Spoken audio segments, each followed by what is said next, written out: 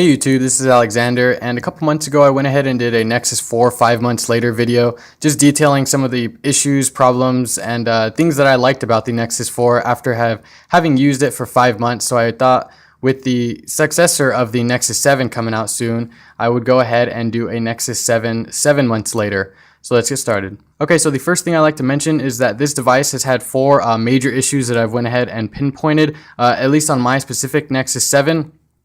The first of which is a hardware issue, the screen lifting off. So I'll go ahead and turn the display off here, and you might be able to tell, but when I go ahead and tilt the device, you can see that the silver trim here on the edge is sort of flush with the display, and if I run my finger across, it can just fall right off, indicating that it's flush with the display. And on the right hand side though, if I go ahead and do the same thing, I can easily slide my fingernail across it.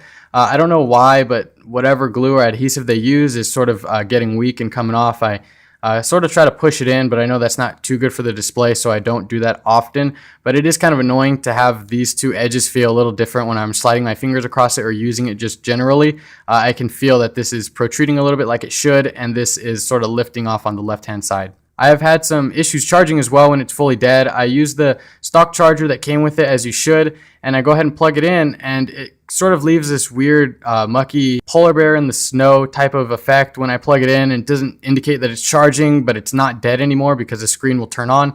I take it out the charger and it will go ahead and leave that sometimes it turns off. I have to push the power button for about 15-20 seconds, and it'll go ahead and reboot sometimes, and I'll get the X and it'll be okay. But other than that, it's been fine, but that's just really weird, and I feel like I shouldn't have to do that as a consumer to go ahead and get it to work again. I should be able to just plug it in when it's fully dead and watch it charge, and then go ahead and turn it on when I'm ready. The next thing, which many of you probably have encountered, is the lag and hiccup. So a while ago, I made a video and I had shown you how to increase the performance and speed.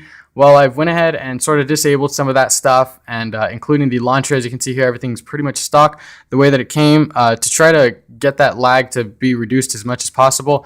It sort of helped, but unfortunately, it hasn't helped as much as I like. Now, the device does only have 1 gig of RAM, which is unfortunate. You can see here my running processes, not very much going on here, and I still do experience some lag and hiccup, especially when I'm watching a show or movie in Google Play Movies. I have the movie downloaded, so it's not a Wi-Fi connection issue, and when I'm playing it, sometimes in the middle it just stops, and I have to go ahead and try to hit the home button, wait for it to respond, and then go back into it. Sometimes press the multitasking and close out of it, but it's really annoying, and I shouldn't have to do that, which leads me into the next thing, Wi-Fi connectivity.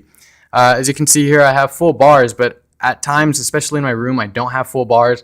I'm missing maybe 2 or 3 bars, so I'm at maybe 1 or 2 total, and it just cuts out sometimes. I'll go ahead and just be watching YouTube video on 2 bars of signal strength, and then it'll just stop. I'll look up here, and there's no Wi-Fi connection signal, and it gets really annoying having to turn my Wi-Fi off and on, and then walk over to the router, establish a connection again, then walk back. And this is in a place where even though it's only 2 bars, it shouldn't be happening, because on my Nexus 4, it doesn't happen there either. So it's either a software glitch or something's going on there, or it's a Wi-Fi radio glitch, something wrong there. But it's really annoying, and I haven't done a factory reset. I'm thinking about doing one, but let me know down there with a comment how your Nexus 7 has held up, and how long you've had it, any issues or things you've encountered.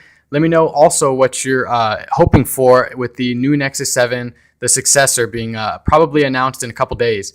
Thanks for watching. I will catch you in the next one. Don't forget to subscribe and hit that like button if you enjoyed it. Peace.